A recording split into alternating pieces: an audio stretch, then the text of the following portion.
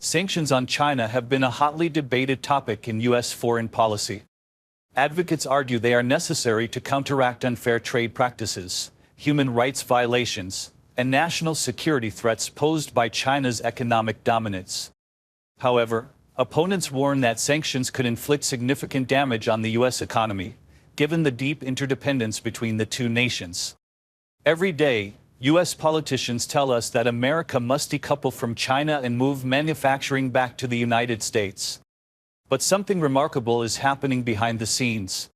When you look at the data, some of the largest and most important American companies are actually increasing their manufacturing in China, buying more components from China, and building a deeper relationship with China. As the world prepares for a second Donald Trump presidency this January, all eyes will be on the White House as Trump navigates this complex U.S.-China relationship. Throughout his re-election campaign, Trump told American voters that he would be tough on China, threatening to impose tariffs on all Chinese imports. But will this strategy actually work? Is it possible for Donald Trump and his cabinet to sanction and tariff their way to success and bring manufacturing jobs back to America? While all of this sounds good to Republican voters who believe Donald Trump will make America great again, the simple reality is that it's almost impossible to move these jobs back to the United States for three main reasons. In today's video, we're going to break down these reasons and explain why, no matter what Donald Trump does in office, China will remain the key driver of economic growth for the majority of nations around the world, including the United States. Let's start by establishing a baseline and looking at the sheer volume of trade that happens between the US and China. Take a look at this chart that shows the trade balance between the two countries over the past quarter century. Over the last decade, the US has been sharply increasing its trade with China almost every single year. Let's take it one step further and examine the total value of monthly imports and exports between the US and China over the past 24 months. Once again, notice the remarkable consistency.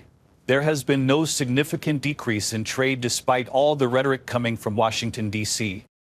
It's business as usual between the U.S. and China. To understand why this is happening, we simply need to do research outside of the mainstream media, which often portrays China in a negative light. For example, if you read this white paper report published by the American Chamber of Commerce in China, it reveals the exact mindset of many U.S. companies. More than 90% of participating companies select China as one of the most important investment destinations, and 75% of the companies plan to reinvest in China. There is a phenomenal shift happening right now because China is inventing the technology that will control the future of our world. Look at this article from the Financial Times. EU to demand technology transfers from Chinese companies. For decades, a core part of China's development strategy was to find clever ways to transfer technology from the West. But now, the roles are reversed. The West is trying to figure out how to transfer technology from China. This is one of the biggest misconceptions about China. Most people believe foreign companies relocate their manufacturing to China for cheap labor, but this is actually false. Just listen to the wise words of Apple CEO Tim Cook as he reveals the truth. There's a confusion about China. The popular conception is that companies come to China because of low labor costs. I'm not sure what part of China they go to, but the truth is China stopped being the low labor cost country many years ago. The reason is because of the quantity of skill in one location, and the type of skill it is. Tim Cook speaks the simple truth. What good is it to have low labor costs if you can't find highly skilled people to manufacture your products and don't have the infrastructure to transport the goods? If labor costs were the #1 aspect of manufacturing, we would see thousands of foreign companies scrambling to India to build factories. But despite India's cheap labor, the country doesn't have the skilled workers or infrastructure to compete with China. Once again, we need to dig deeper into the story and reveal the real reason why China will continue to be the world's factory. In the future, manufacturing will be defined by a shift to clean energy, which means that solar panels, wind turbines, and electric vehicles will be at the forefront. When it comes to green energy, China is the undeniable powerhouse, completely dominating the industry. Their control over these technologies isn't just significant, it's a game changer. Research articles are being published showcasing that China holds all the cards in the great green energy game. Crucial rare earth minerals are needed for the green energy transition, and China holds a near monopoly. Back in 1987, Deng Xiaoping famously said, "The Middle East has oil, China has rare earth." He couldn't be more correct. While the reserves of rare earths are scattered around the globe, 40% are found in China. When it comes to extracting them, over 70% of rare earths are mined in China. Further downstream, China trumps all, processing nearly 90% of rare earths. Not only does China own the entire supply chain, but it also has the most talent and research into fields that will drive the 21st century. It's no secret that China is producing the most STEM graduates. Science, technology, engineering, and mathematics aren't just the future of manufacturing, they're the future of our world. STEM jobs are projected to grow faster than all other jobs over the next decade. China has an outsized dominance in mining and mineral engineering. If we look at the recent global rankings, Chinese universities dominate this field, occupying 6 of the top 10 positions, with Australia occupying the remaining 4. The USA doesn't have a single university in the top 15. The same story applies to metallurgical engineering and chemical engineering. China occupies all top 5 positions in metallurgical engineering, while the US has only 1 university in the top 10. In chemical engineering, China holds 13 of the top 16 positions, while MIT leads the rankings. Combined with the sheer volume of STEM graduates from China, it's easy to see why China is the dominant force in high-end manufacturing. Once again, let's listen to Apple CEO Tim Cook explain why engineering expertise is so important to foreign companies manufacturing in China. The products we do require really advanced tooling. The precision that you have to have in tooling and working with the materials that we do is state-of-the-art, and the tooling skill is very deep here. In the US, you could have a meeting of tooling engineers, and I'm not sure we could fill the room. In China, you could fill multiple football fields. Clips like these are almost impossible to find in Western media because they go against everything US politicians preach every day. Politicians want you to believe that China is the greatest threat to America. In reality, China has helped grow the US economy tremendously over the past 50 years. The New York Times recently published an article titled "Breaking Up with China is Hard to Do." It reveals astonishing facts about the US-China trade war. The West is starting to recognize the superior technology coming from China, and many American companies are left with an interesting question to answer. Should we attempt to compete with China and overtake their technology at a significant cost? Or do we cede the market to the Chinese and simply become their customers? This is the exact dilemma that Jim Farley, CEO of Ford Motor Company, is facing. Throughout 2024, Farley spent significant time in China and returned to the US realizing that legacy carmakers face an existential threat in China. China is simply too far ahead in the EV industry, leaving Western automakers with virtually no chance to compete. Ford has predicted a $5 billion loss in its electric vehicle operations, and that's despite high tariffs blocking Chinese EVs from entering the American market. Ford has now decided its best option is to pivot strategies and take subsidies from the US government to make batteries in Michigan. But here's the catch: Ford will license the battery technology from CATL, the world's largest maker of EV batteries, once again proving that without China, Ford would not have a future in the EV industry. Let's take a look at Apple's business in China and reveal just how important China is to one of America's most valuable brands. Earlier this year, Nikkei Asia reported that Apple is moving closer to China, despite supply chain shifts. Once again, there is a stark difference between what US politicians preach and what pragmatic business leaders are doing in China.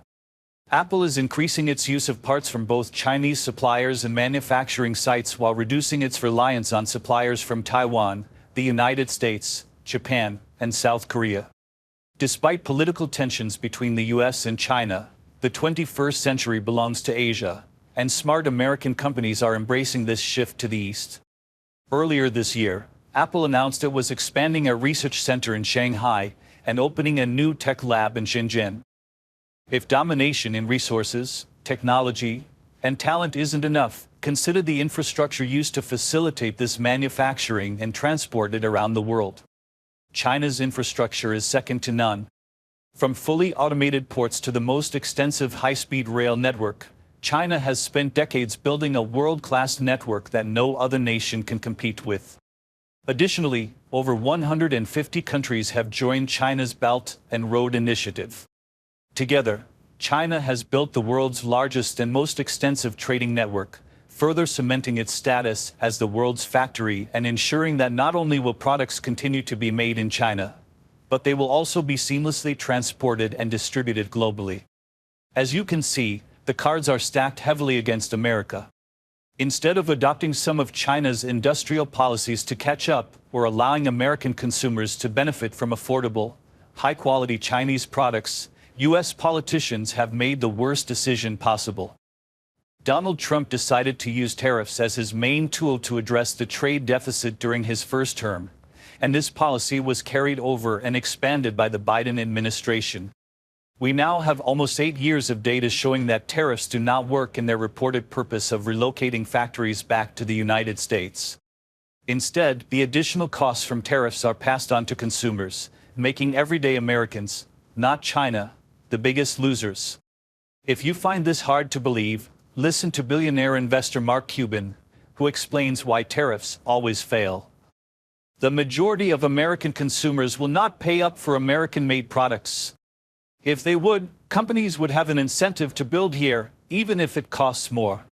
Companies, by default, are patriotic and want to build here.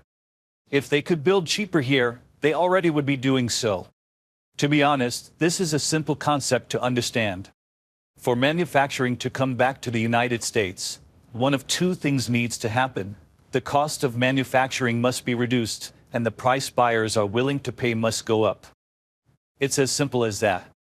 Consumers will always prefer the lowest cost option of a product, regardless of where it comes from.